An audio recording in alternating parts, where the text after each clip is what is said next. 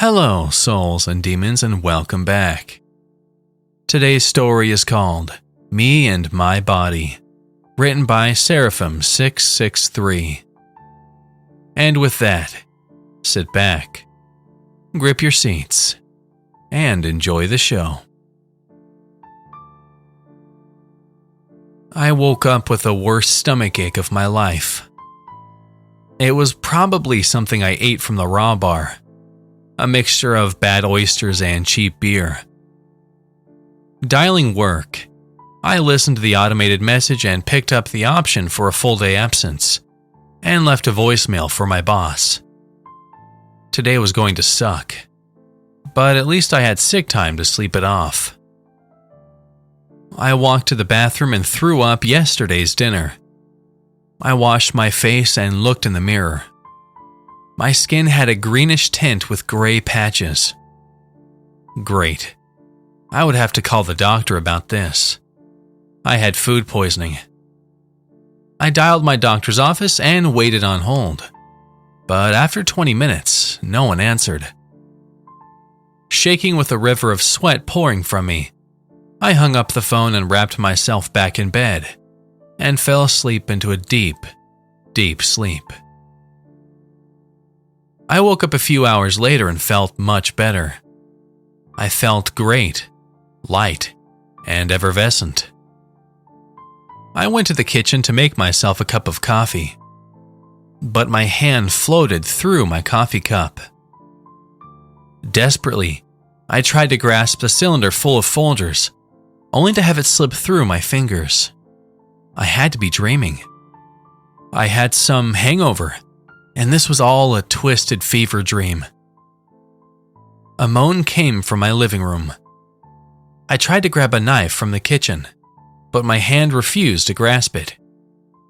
I crept carefully to see someone groaning and running into the back patio window. Perplexed, I observed the situation. Whoever this person was, they were pretty intoxicated. They were stumbling about the room and kept slamming into the window with a single-minded purpose. I went to the patio window and floated to the other side. The person looked exactly like me but had greenish skin. It rolled its eyes back, so only the whites were showing. Stop. The person glanced up at me, sniffing the air, and cocked its head like a confused dog.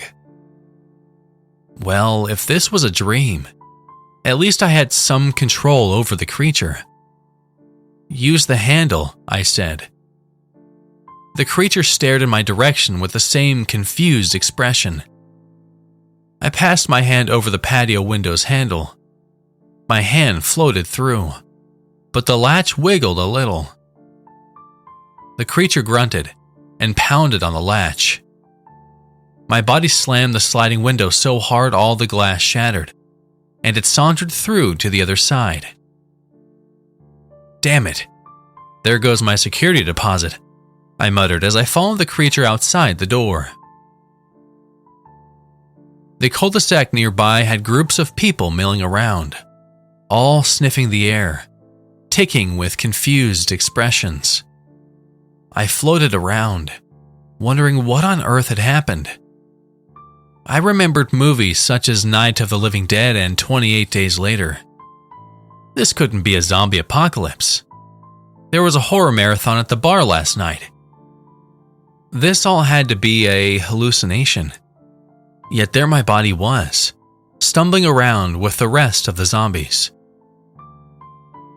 I'm sure if I wasn't corporally challenged, I'd get a headache from frustration. I floated over to my body. Over here. It grunted and stumbled in my general direction. In the distance, a black door stood. I headed toward the door, calling my body along the way as it stumbled after me. I could touch the door handle. It was cool and made of polished brass. The door swung open with a bright light on the other end. A pull to go through on the other side and fade away forever. I glared back at my body, It was stumbling around cluelessly. Then, reluctantly, I shut the door. I couldn't leave this poor creature to fend for itself. It was utterly clueless without me. My body stumbled down the street as a man in military fatigues walked down the road. The man spoke into a radio and ran in the other direction. My body and the other zombies rushed after him at full speed. "Stop!" I screamed. My body stopped and pouted in my direction. "We don't eat people." The rest of the zombies rushed past us. The soldier screamed as the crowd tore him to pieces, his arms and legs being tossed high into the air. A portion rolled over to where my body was. The creature reached down and picked up the leg like a drumstick. "No, bad zombie." My body pouted at me. "No." The zombie pouted and chucked the leg aside, and shuffled after the rest of the zombies. I floated behind. A tank rolled down the suburban street, its cannon aimed at the crowd. "Duck!" My body grunted and cocked its head. I floated over and downward. Finally, my body nodded and lay flat on the ground as the cannon fired, leaving the ground littered with limbs. Floating over the side of the road, I called, "Over here!" My body followed me into a drainage ditch. "Lie down." The zombie laid flat as a fleet of tanks roared past, and planes and helicopters flew past us. Finally, after what seemed like hours, the caravan ended. My body stood and sniffed the air. It shuffled forward past the carnage. My once bland suburban neighborhood was a war zone. Blood and body parts littered the streets.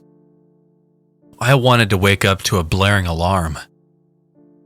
Yesterday, the worst thing I had to worry about was being late for work, and now there was nothing. The world was dying, and my body was content to shuffle through it. After half a day of stumbling under my frustrated commands, we came to a gas station. People huddled in the shop's corner. A little girl huddled in her mother's embrace. My body groaned and slammed against the glass of the store. "No, bad," I said, but my body ceased to listen. The little girl screamed. A horde of zombies joined and slammed up against the glass. "Y'all need to stop," I pleaded, but not one head turned.